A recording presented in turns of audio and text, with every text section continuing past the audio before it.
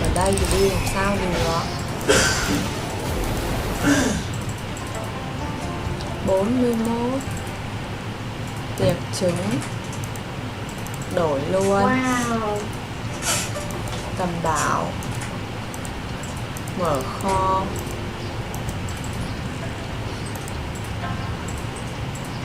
Pháp bảo tăng sao. Ế với 1 năm. Hệ mộc. Ý là cái gì tăng thì nó hiện luôn ở ngoài này rồi còn gì. Chưa mở được. Xác nhận 144. Công luyện. Không dùng bạn. Không dùng bạn. Chọn là không được việc. Nhận luôn. Đi. Rồi nữa. Tiếp ạ. Phát ra. Đều có về. Một lượt nữa. Ok rồi.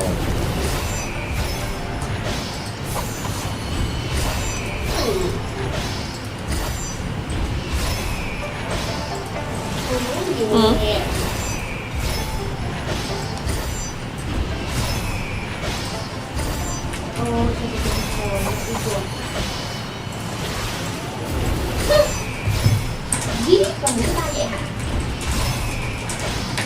Ai biết đâu.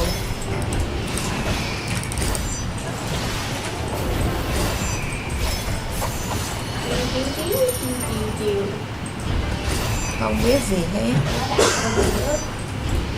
Trời, thiên đường cơ à?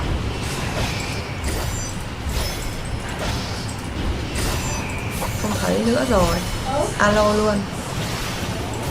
Có luôn cơ à? Về chưa? Về.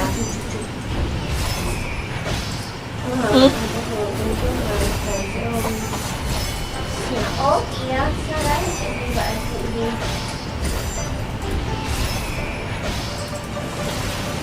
Phụ gì? Vãi.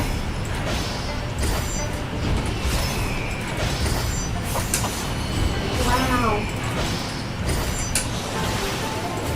Chịu á. Nghiện luôn à?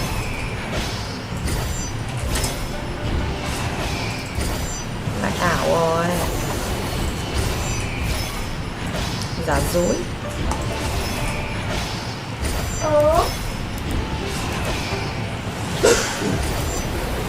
Sao giờ mới qua được cái hải này đây? Rồi sau hẳn ra